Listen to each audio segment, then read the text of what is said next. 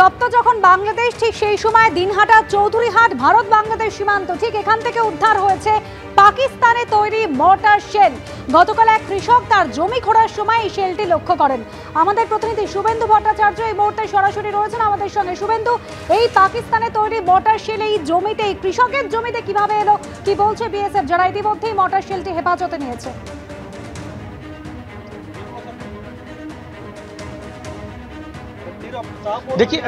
দেখো আমরা এখন এই মুহূর্তে দাঁড়িয়েছি ঠিক ঘটনাস্থলে, যেটা ঝিকরি বিওপি। এই যে এইখানে দেখা যাচ্ছে যে একটু ছোট জমি রয়েছে, সেই জমিতেই চাষ করতে এসেছিল ওই কৃষক। যদিও এই জমি সে মালিক নয়, সে এটা বিএসএফের বিওপির ভেতরে পড়ে এই জমিটা। ঠিক এইখানেই কিন্তু পাওয়া গেছিল সেই মর্টার শেলটি। গতকাল সকাল 8টায় তিনি যখন পান, বিএসএফ আধিকারিকদের দেখান এবং তারপর সেটা ধোয়ার পরে দেখা যায় সেখানে পাকিস্তান লেখা। এরপরেই কিন্তু সেটা সরিয়ে ফেলা হয় এবং সেটা একেবারে দুর্ঘটনা যেখানে পাওয়া গেছে তার থেকে কিছুটা দূরে একটু সেখানে বালির বস্তা দিয়ে চাপা দিয়ে রাখা হয় এবং তারপরেই কিন্তু বোম স্কোয়াড তারা আসে, সিআইডি বোম স্কোয়াড, এবং পরে সেনাবাহিনীর যারা বোম স্কোয়াড আছে তাদেরকে খবর দেওয়া হয়। তারা এসে আজকে সকালে কিন্তু এই যে মর্টার শেলটি সেটা নিষ্ক্রিয় করেছে। দেখাতে বলবো শুভ সাহাকে সেই ছবি, একেবারে সীমান্ত লাগোয়া, সামনেই কিন্তু যে কাঁটাতারের বেড়া রয়েছে ভারত বাংলাদেশ সীমান্ত এই চৌধুরীহাটে, এবং সেখানেই কিন্তু আজকে সকালে পুলিশ আসে, রাজ্য পুলিশের আধিকারিকরা আসে, বিএসএফের আধিকারিকরা ছিলেন, এবং তারপরে যেটা সেনাবাহিনীর যারা বোম স্কোয়াড আছে ঠিক এখানেই কিন্তু এখান থেকে নিয়ে গিয়ে কিছুটা দূরে একটু ফাঁকা জায়গায় সেখানে কিন্তু আজকে এটা নিষ্ক্রিয় করলো। এবং যিনি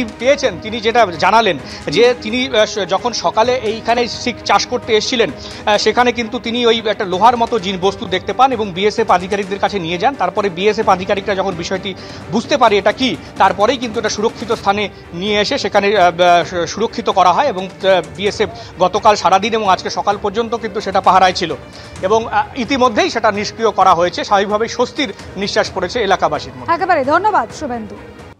বাংলাদেশে হিন্দুদের উপর অত্যাচার চলছে, আর তার প্রতিবাদে মঙ্গলবার শহরের একাধিক জায়গায় হলো বিক্ষোভ কর্মসূচি।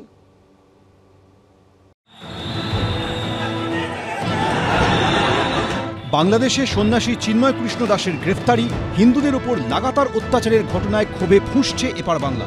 মঙ্গলবার কাদাপাড়া অ্যাপোলো হাসপাতালের সামনে বিক্ষোভ দেখালো স্যালুট তিরঙ্গা নামের একটি সংগঠন। অ্যাপোলো হাসপাতাল কর্তৃপক্ষকে ডেপুটেশন দেন বিক্ষোভকারীরা।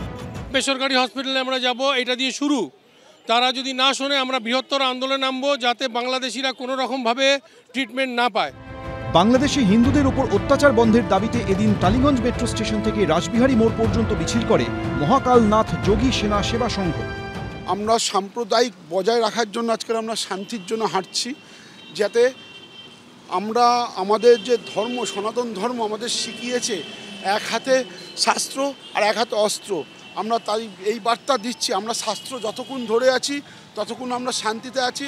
আপনারা শান্তিতে থাকুন, আপনারা আসুন, আমাদের সাথেও হাঁটুন শান্তির জন্য, এই বার্তা আমরা দিতে চাইছি। সব মিলিয়ে ওপার বাংলায় হিন্দুদের উপর অত্যাচারের প্রতিবাদে ক্রমশ ক্ষোভ বাড়ছে এপার বাংলায়। ঐশী মুখোপাধ্যায় ও রুমা পালের রিপোর্ট, এবিপি আনন্দ।